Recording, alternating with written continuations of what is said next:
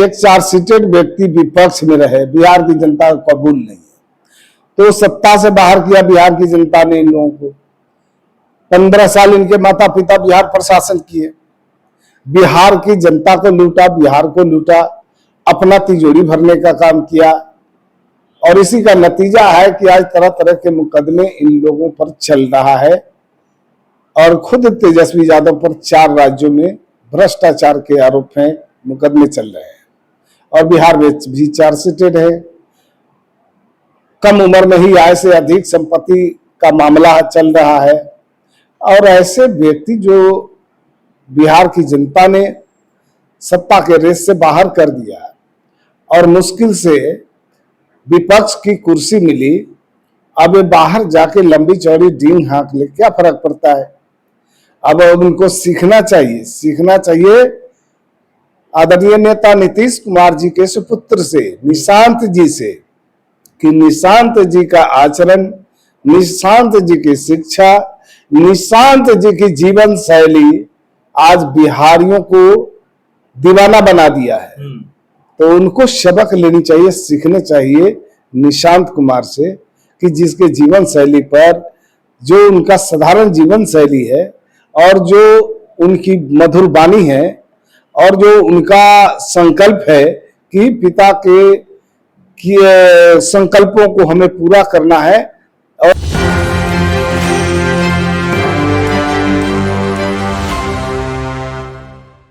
नमस्कार, मैं मनीष अब्दुल एक न्यूज 24। नेता प्रतिपक्ष तेजस्वी यादव जो है बंगाल के दौरे पर है। अब बंगाल में जो है प्रधानमंत्री के ऊपर जो है आरोप लगा रहा है। इसी संदर्भ में जो है जदयू के प्रवक्ता हिमराज जी हैं, उन्हीं जानकारी देते हैं। चलो, स्वागत आपका सर। चलिए, बहुत बहुत स्वागत आपका और आपके दर्शकों का भी। नेता प्रतिपक्ष जो है बंगाल के दौरे पर है, लेकिन प्रधानमंत्री पर आरोप लगा रहे हैं, कह रहे हैं कि शाहरुख खान, खेसारी लाल, पवन सिंह सब फेल है, प्रधानमंत्री की एक्टिंग क्या है, इसमें क्या कुछ कहिएगा सर। देखिए, दरअसल जनता जिसे नकार चुकी है, बिहार की जनता तेजस्वी यादव को नकार चुकी है। और नकारी इसलिए कि बिहार की जनता नहीं चाहती कि एक चार्जशीटेड व्यक्ति बिहार का नेतृत्व करे, एक चार्जशीटेड व्यक्ति सत्ता में रहे, या एक चार्जशीटेड व्यक्ति विपक्ष में रहे। बिहार की जनता को कबूल नहीं है, तो सत्ता से बाहर किया बिहार की जनता ने इन लोगों को। 15 साल इनके माता पिता बिहार प्रशासन किए, बिहार की जनता को लूटा, बिहार को लूटा, अपना तिजोरी भरने का काम किया। और इसी का नतीजा है कि आज तरह तरह के मुकदमे इन लोगों पर चल रहा है। और खुद तेजस्वी यादव पर 4 राज्यों में भ्रष्टाचार के आरोप हैं, मुकदमे चल रहे हैं। और बिहार में भी चार्जशीटेड है। कम उम्र में ही आय से अधिक संपत्ति का मामला चल रहा है। और ऐसे व्यक्ति जो बिहार की जनता ने सत्ता के रेस से बाहर कर दिया और मुश्किल से विपक्ष की कुर्सी मिली, अब बाहर जाके लंबी चौड़ी डींग हाँक ले, क्या फर्क पड़ता है। अब उनको सीखना चाहिए आदरणीय नेता नीतीश कुमार जी के सुपुत्र से, निशांत जी से, कि निशांत जी का आचरण, निशांत जी की शिक्षा, निशांत जी की जीवन शैली आज बिहारियों को दीवाना बना दिया है।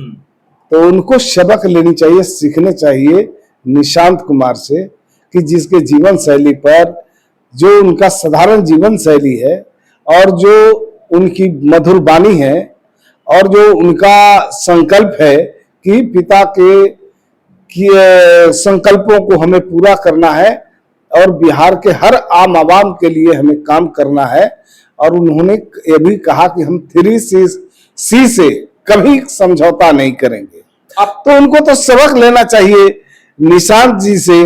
अब ये जाकर लंबी चौड़ी डींग कहीं हाँक रहे हैं और जिन्हें देश के माननीय प्रधानमंत्री के ऊपर ये तरह तरह का कटाक्ष करते हैं, तो ये वही बात हो गई कि एक व्यक्ति आसमान की तरफ चेहरा करके अगर वो आसमान में थूक फेंकने की कोशिश करेगा तो वो थूक उनको न जाके कहाँ गिरेगा, कहने की बात नहीं है।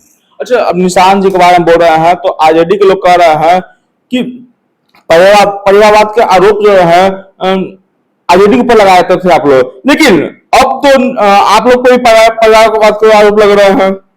अब ये भी बात उनको समझ में नहीं आ रही है, बिहार की जनता को समझ में आ गई है कि निशांत कुमार जी को पद मिल रहा था फिर भी उन्होंने ठुकराया है।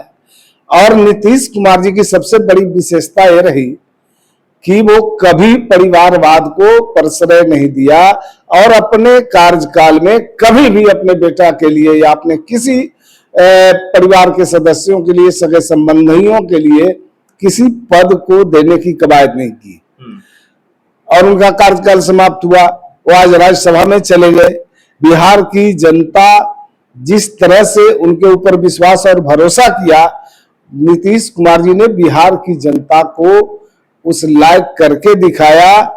जनता के साथ जो वादा किया उस वादा को पूरा करके दिखाया और बिहार को बदलने का काम किया। आज बिहार विकसित राज्यों की श्रेणी में आने को तैयार हो गया।